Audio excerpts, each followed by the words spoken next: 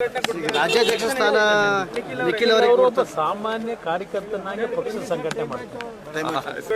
ರಾಜ್ಯಾಧ್ಯಕ್ಷ ಸ್ಥಾನ ನಿಖಿಲ್ ಅವರಿಗೆ ಸಾಮಾನ್ಯ ಕಾರ್ಯಕರ್ತನಾಗಿ ಪಕ್ಷ ಸಂಘಟನೆ ಮಾಡ್ತಾರೆ. ಏನು ಸಕಲೇಶ್ಪುರದಲ್ಲಿ ಕಾಫಿ ಗೃಹಸ್ಥ ಸಭೆ ಇದೆ. ಆ ಸಭೆಗೆ ಭಾಗವಹಿಸ್ತಕ್ಕಂಥದಕ್ಕೆ ಮುಂಚೆ ನಮ್ಮ ಕುಲದೇವರ ಒಂದು ಪ್ರಾರ್ಥನೆ ಸಲ್ಲಿಸಿ ಹೋಗ್ತಕ್ಕಂಥದ್ದಕ್ಕೆ ಬಂದಿದ್ದೇನೆ. ಅದು ಹೊರತುಪಡಿಸಿ ಅಂಥ ವಿಶೇಷತೆ ಏನಿಲ್ಲ. ಸಾಧ್ಯವಾದ ಮಟ್ಟಿಗೆ ನನ್ನಿಂದ ನಾಡಿನ ಜನತೆಗೆ, ದೇಶದ ಜನತೆಗೆ ಒಂದು ಉತ್ತಮವಾದ ರೀತಿಯ ಸೇವೆ ಸಲ್ಲಿಸ್ತಕ್ಕಂಥದ್ದಕ್ಕೆ ಶಕ್ತಿಯನ್ನು ಆ ಭಗವಂತ ಕರುಣಿಸ್ಲಿ ಅಂತಕ್ಕಂಥದ್ದಕ್ಕೆ ಕೇಳ್ಕೊಂಡಿದ್ದೆ. ಸಚಿವರಾದ ಮೇಲೆ ಇದೇ ಮೊದಲನೇ ಬಾರಿ ತಾವು ಕೇಂದ್ರ ಸಚಿವರಾದ ಮೇಲೆ ಬಂದಿದ್ದು. ಹೌದು, ಅದಕ್ಕೋಸ್ಕರ ಇವತ್ತು ಇದೇನು ಸಕಲೇಶ್ಪುರದ ಕಾರ್ಯಕ್ರಮದ ಹಿನ್ನೆಲೆಯಲ್ಲಿ ಆ ಒಂದು ಕಾರ್ಯಕ್ರಮಕ್ಕೆ ಬರ್ತಕ್ಕಂಥ ಒಂದು ಅವಕಾಶದಲ್ಲಿ ನಮ್ಮ ಮನೆ ದೇವರಿಗೆ ಭಾಳ ದಿನಗಳಾಗಿತ್ತು ಬಂದು ದೇವರ ದರ್ಶನವನ್ನು ಪಡೆದು ಹೋಗೋಣ ಅಂತೇಳಿ ಅದಕ್ಕೋಸ್ಕರಲೇ ಬಂದಿದ್ದೆ. ಭದ್ರಾವತಿಗೆ ಈಗಾಗಲೇ DPR ಮಾಡಿ ಕೇಳಿದ್ದೇವೆ. ಈಗಾಗಲೇ ದೇಶದ ನಾನಾ ಭಾಗದ ಇರ್ತಕ್ಕಂಥ ನಮ್ಮ ಉಕ್ಕು ಕಾರ್ಖಾನೆಗಳೇನಿದೆ ಸೇಲ್ನಿಂದ ಸುಮಾರು 1,30,000 ಕೋಟಿ ರೂಪಾಯಿಗಳ ವೆಚ್ಚದಲ್ಲಿ ಪುನಶ್ಚೇತನವನ್ನು ಮಾಡಬೇಕು ಅಂತಕ್ಕಂಥ ಒಂದು ಚಾಲನೆ ನೀಡ್ತಾ ಇದ್ದೇವೆ. ಆ ಒಂದು ಚಾಲನೆ ನೀಡ್ತಕ್ಕಂಥ ಸಂದರ್ಭದಲ್ಲಿ ದಕ್ಷಿಣ ಭಾರತದಲ್ಲಿರ್ತಕ್ಕಂಥ ನಮ್ಮ VISL ಇರ್ಬೋದು, ಜೊತೆಗೆ ತಮಿಳುನಾಡಿನ ಸೇಲ್ ಇರ್ಬೋದು, ನಮ್ಮ ಸೇಲಂನ ಪ್ಲ್ಯಾಂಟ್ ತಮಿಳುನಾಡಿನಲ್ಲಿ ಎರಡಕ್ಕೂ ಒಂದು ಪುನಶ್ಚೇತನ ಕಲ್ಪಿಸಬೇಕು ಅಂತಕ್ಕಂಥದ್ದಕ್ಕೆ ಈಗಾಗಲೇ 2-3 ಸಭೆ ಮಾಡಿದ್ದೇವೆ.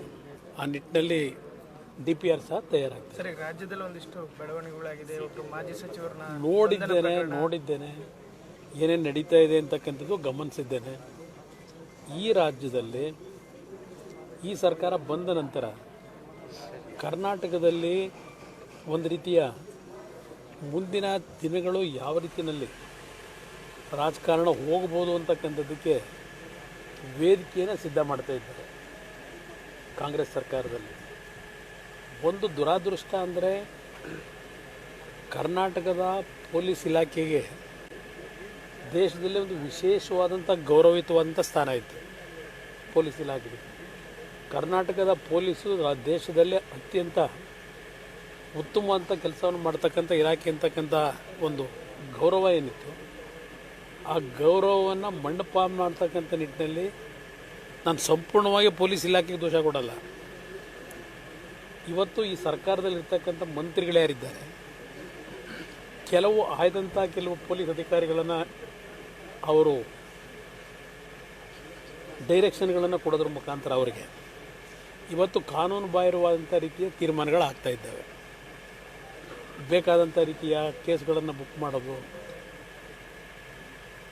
ಯಾವ ರೀತಿ ಇವತ್ತು ಅವರ ವಿರೋಧಿಗಳನ್ನು ಸದೆಬಡಿಬೇಕು ಅಂತ ಹೇಳಿ ಈ ರೀತಿಯ ದುರುಪಯೋಗ, ಈ ರೀತಿಯ ಕಾನೂನಿನ ಉಲ್ಲಂಘನೆ ಸರ್ಕಾರದಿಂದ ಆಗ್ತಾ ಇರತಕ್ಕಂಥದ್ದು ನಾವೆಲ್ಲ ಗಮನಿಸ್ತಾ ಇದ್ದೇವೆ. ಆದರೆ ಒಂದು ಇವತ್ತು ದೇವಸ್ಥಾನದಲ್ಲಿ ಪೂಜೆ ಮಾಡಿ ಏನು ಬಂದು ನಿಂತಿದ್ದೇನೆ, ಕಾಲುವೆ ಇದೆಲ್ಲದಕ್ಕೂ ಉತ್ತರ ಕೊಡುತ್ತೆ ಅನ್ನೋದು ನನ್ನ ಅಭಿಪ್ರಾಯ. ನನಗೆ ಇವತ್ತು ನಾನು ನೆನ್ನೆಯೂ ಸಹ ಪಾಪ ನನ್ನ ಸ್ನೇಹಿತರಲ್ಲಿ ಕೇಳಿದ್ರೆ, ನೀವು ಈ ವಿಧಾನಸಭೆಯ ಕೊನೆಯ ದಿನ ಕಲಾಪದಲ್ಲಿ ವಿಧಾನ ಪರಿಷತ್ನಲ್ಲಿ ನಡೆದಂಥ ಘಟನೆ ಬಗ್ಗೆ ಇದು ಪ್ರಾರಂಭ ಆದಂಥದ್ದು ರಾಜ್ಯಸಭೆಯಲ್ಲಿ ಪ್ರಾರಂಭ ಆದಂಥದ್ದು. ರಾಜ್ಯಸಭೆಯಲ್ಲಿ ಕೇಂದ್ರದ ಗೃಹ ಸಚಿವರು ಅವರ ಒಂದು ಕಾನ್ಸ್ಟಿಟ್ಯೂಷನ್ನ ವಿಷಯದಲ್ಲಿ ಚರ್ಚೆ ಆಗಬೇಕಾದ್ರೆ ಕೆಲವು ವಿಷಯಗಳನ್ನೇನು ಪ್ರಸ್ತಾಪ ಮಾಡಿದ್ದಾರೆ, ಅದು ಅಲ್ಲಿಯ ಸದನಕ್ಕೆ ಸೇರಿರ್ತಕ್ಕಂಥ ವಿಷಯ. ಅದನ್ನು ಇಲ್ಲಿ ಸದನದಲ್ಲಿ ತೆಗೆದುಕೊಂಡಂಥ ವಿಷಯ ಏನಿದೆ, ಅಮಿತ್ ಶಾ ಅವರು ಸದನದ ಸದಸ್ಯರ ಇಲ್ಲಿ ಉತ್ತರ ಕರ್ನಾಟಕದ ಭಾಗದ ಹಲವಾರು ಸಮಸ್ಯೆಗಳ ಬಗ್ಗೆ ಚರ್ಚೆಗೆ ಆ ವಿಶೇಷವಾದ ಅವಕಾಶ ಕೊಡ್ತೀವಿ ಅಂತ ಹೇಳಿ ಡಂಗುರ ಹೊಡೆದ್ರು. ಬಾಣಂತಿಯರ ಸಾವು, ನೆನ್ನೆಯೂ ಸಹ ಒಂದು ಹೆಣ್ಣು ಮಗುಗೆ ಜನ್ಮ ಕೊಡಬೇಕಾದ್ರೆ ತೀರ್ಕೊಂಡಿದ್ದಾಳೆ. ಪ್ರತಿನಿತ್ಯ ನಡೀತಾ ಇದೆ. ಇದು ಯಾವುದರ ಬಗ್ಗೆ ಈ ಸರ್ಕಾರಕ್ಕೆ ಕಿಂಚಿತ್ತು ನಾಡಿನ ಒಂದು ಭವಿಷ್ಯದ ಬಗ್ಗೆ ಚಿಂತೆ ಇಲ್ಲ.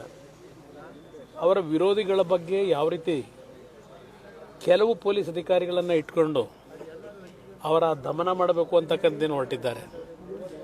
ಅವತ್ತು ರಾತ್ರಿಯ ಒಂದು ಘಟನೆ ಏನಿದೆ, CT ರವಿ ಅವರದ್ದೇ ಹೇಳೋದಾದರೆ ರಾತ್ರಿ ಎಲ್ಲ ಸುತ್ತಿಸಬೇಕಾಗಿತ್ತ. ಅವರೊಬ್ಬ ಜನಪ್ರತಿನಿಧಿ ಇದ್ರಲ್ವೇ ಅರೆಸ್ಟೇ ಮಾಡೋದಾದರೂ ನೇರವಾಗಿ ಬೆಂಗಳೂರಿಗೆ ಕರ್ಕೊಂಬರ್ಬೋದಾಗಿತ್ತು ಜನಪ್ರತಿನಿಧಿ ಕೋರ್ಟ್ಗೆ. ರಾತ್ರಿ ಎಲ್ಲ ಸುತ್ತಿಸ್ಬೇಕಾದ ಅವಶ್ಯಕತೆ ಏನಿತ್ತು? ಯಾರು ಡೈರೆಕ್ಷನ್ ಕೊಟ್ಟವ್ರು ಇದಕ್ಕೆ? ಇವತ್ತು ನಿಜಕ್ಕೂ ಏನಾದರೂ ನಮ್ಮ ಬಿ ಜೆ ಪಿ ಸ್ನೇಹಿತರಿಗೆ ಹೇಳ್ತೀನಿ, ಇದನ್ನು ನೀವು ಸರಿಯಾದ ರೀತಿ ಕಾನೂನಿನ ವ್ಯಾಪ್ತಿಯೊಳಗೆ ಹೋರಾಟ ಮಾಡಿದ್ರೆ ಆ ಅಧಿಕಾರಿಗಳೆಲ್ಲ ಸಸ್ಪೆಂಡ್ ಆಗ್ತಾರೆ.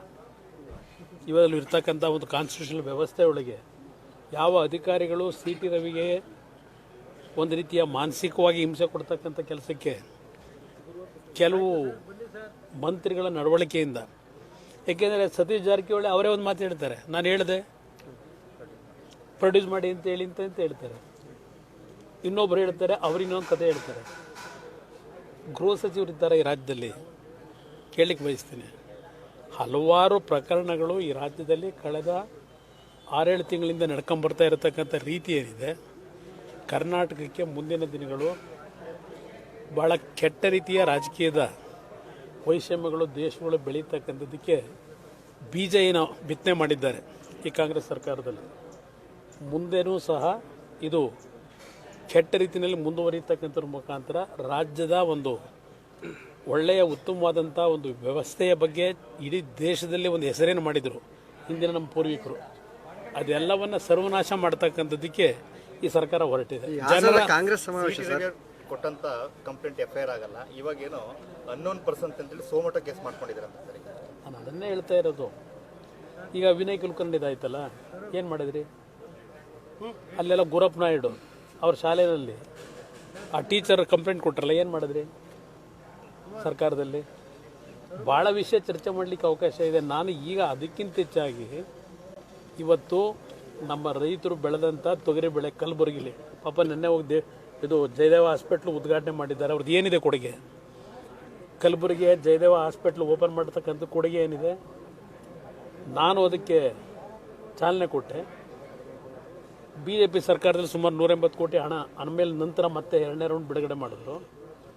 ಜಯದೇವ ಆಸ್ಪತ್ರೆಯಿಂದಲೇ ಡಾಕ್ಟರ್ ಮಂಜುನಾಥ್ ಅವರು 40 ಕೋಟಿ ರೂಪಾಯಿಗಳನ್ನು ಚಂದ ವಸೂಲಿ ಮಾಡಿ ಅದಕ್ಕೆ ಇನ್ವೆಸ್ಟ್ಮೆಂಟ್ ಮಾಡಿದ್ದಾರೆ. ಕೆಲಸ ಮಾಡಿದಂಥವ್ರನ್ನ ನೆನಪಿಸ್ಕೊಳ್ತಕ್ಕಂಥ ಕೃತಜ್ಞತೆ ಇಲ್ಲದೆ ಇರತಕ್ಕಂಥ ಇದು ಅನಾಗರಿಕ ಸರ್ಕಾರ ಇದು. ಇವ್ರದ್ದೇನು ಕಾಂಟ್ರಿಬ್ಯೂಷನ್ ಇದೆ ಇಲ್ಲಿ? ಎಂತೂ ನಿಮ್ಯಾನ್ಸ್ ಮಾಡ್ತಾರಂತ. ಈಗ ಮೈಸೂರಿಗೊಂದು ಕಲಬುರಗಿಗೊಂದು ಇರೋ ಆಸ್ಪತ್ರೆಗಳನ್ನೇ ನೆಟ್ಟಿಗಿಟ್ಕೊಂಡಿಲ್ಲ ಇವ್ರ ಯೋಗ್ಯತೆಗೆ. ಉತ್ತರ ಕರ್ನಾಟಕದಲ್ಲಿ ಪ್ರತಿನಿತ್ಯ ಸಾವು ನೋವುಗಳಾಗ್ತಾ ಇದೆ, ಬಾಣಂತಿಯರದು ಮಕ್ಕಳ ಸಾವು ನೋವುಗಳಾಗ್ತಾ ಇದೆ. ಏನು ಕ್ರಮ ತಗೊಂಡಿದ್ದೀರಿ? ಆಸ್ಪತ್ರೆಗಳಲ್ಲಿ ಡಾಕ್ಟರ್ಗಳಿಲ್ಲ, ಸಿಬ್ಬಂದಿಗಳಿಲ್ಲ, ಕೊರತೆ. ನೀವು ಈ ರಾಜ್ಯ ಕಟ್ಟವರ ಚರ್ಚೆ ಮಾಡೋ ಭಾಳ ವಿಷಯಗಳಿದೆ. ಏನ್ ಕೊಡುಗೆ ಇದೆ ದೇವೇಗೌಡರ ಕುಟುಂಬದ ಏನ್ ಕೊಡುಗೆ ಇದೆ? ಜನಕ್ಕೂ ಅವ್ರದ್ದೇನು ಕೊಡುಗೆ? ಸಾಕಷ್ಟು ವಿಚಾರ ಕಾಂಗ್ರೆಸ್ ನಾಯಕರ ಕೊಡುಗೆ, ಕಾಂಗ್ರೆಸ್ ನಾಯಕರ ಕೊಡುಗೆ ಬ್ರದರ್. ಅದೆಂಥದ್ದು CD ಬಿಟ್ರಲ್ಲಪ್ಪ, ಅದೇ ತಾನೇ ಹಾಸನ ಜಿಲ್ಲೆ ಕೊಟ್ಟಿರೋ ಕೊಡುಗೆ. ಅದು ಬಿಟ್ಟು ಏನು ಕೊಟ್ಟಿದ್ದಾರಪ್ಪ ಅವರು ಹಾಸನ ಜಿಲ್ಲೆಗೆ? ಇವತ್ತು ಹಾಸನ ಜಿಲ್ಲೆಯ ಅಭಿವೃದ್ಧಿ ಅಂತಕ್ಕಂಥದ್ದು ನಾವು ಕಂಡಿದ್ರೆ ದೇವೇಗೌಡರು ರೇವಣ್ಣ ಅವರ ಕಾಲದಲ್ಲಿ ನಾನು ಮುಖ್ಯಮಂತ್ರಿ ಇದ್ದಾಗಲೂ ಈ ಜಿಲ್ಲೆಗೆ ನನ್ನದೇ ಆದಂಥ ರೀತಿಯ ಒಂದು ಜವಾಬ್ದಾರಿ ನಿರ್ವಹಣೆ ಮಾಡಿದ್ದಾರೆ. ಇವರೇನು ಕೊಟ್ಟಿದ್ದಾರೆ? ಅದೊಂದು ಫ್ಲೈಓವರ್ ರೆಡಿ ಮಾಡೋಕ್ಕಾಗಲಿಲ್ಲ ಇನ್ನು ಹಾಸನದ ಒಂದು ಫ್ಲೈಓವರನ್ನು ಇನ್ನು ಎಂಟ್ರೆನ್ಸಲ್ಲಿ ಇವ್ರ ಯೋಗ್ಯತೆಗೆ ಏನು ಮಾಡಿದ್ದಾರೆ ಇವರು? ಸಾಕ್ಷಿಗುಡ್ಡೆ ಕೇಳಿದ್ರು ಸರ್. ಸಾಕ್ಷಿಗುಡ್ಡೆ ಏನು ಕೆಲಸ ಮಾಡಿದ್ರೆ? ಸಾಕ್ಷಿಗುಡ್ಡೆ ನಾವೇನಾದರೂ ಸಾರ್ವಜನಿಕ ಸಂಪತ್ತನ್ನು ಲೂಟಿ ಮಾಡಿ ಆ ಸಾಕ್ಷಿಗುಡ್ಡೆಗಳು ನಿರ್ಮಾಣ ಮಾಡಿದರೆ ತೋರಿಸ್ಬೋದಾಗಿತ್ತಪ್ಪ. ಅವರು ಸಾರ್ವಜನಿಕರ ಆಸ್ತಿ, ಸರ್ಕಾರದ ಆಸ್ತಿ, ಪ್ರಕೃತಿಯನ್ನು ಲೂಟಿ ಹೊಡೆದಿರ್ತಕ್ಕಂಥವ್ರ ಹತ್ರ ಸಾಕ್ಷಿಗುಡ್ಡೆ ಇದೆ. ನಾವೆಲ್ಲಿಂದ ಸಾಕ್ಷಿಗುಡ್ಡೆನ ಮಾತಾಡೋಣ? ಒಬ್ಬ ಸಾಮಾನ್ಯ ಕಾರ್ಯಕರ್ತನಾಗಿ ಪಕ್ಷ ಸಂಘಟನೆ ಮಾಡ್ತಾರೆ. ಆಯ್ತು ಸರ್, ಥ್ಯಾಂಕ್ ಯು ಸರ್.